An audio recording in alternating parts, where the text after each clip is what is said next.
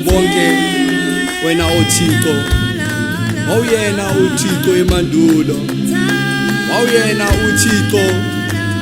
usabusa bona boAbrahama nabo Moses namhlanje usawuyena uThixo enhlizweni zethu siyazi la ukhona wena Thixo uhlezi na yena usisi wethu yena usisi Ntombi yena wakathuzi namhlanje wena wayihlezi anathi kuyena nje owaphakamisa lona leqembu leli namhlanje siuba lo mhumbo sithi wena sisi wethu siyazi ukuthi unathi ngeke nje wahamba nje la umoya wakho ukhona uyaphila ngaphakathi kwethu unathi wena sisi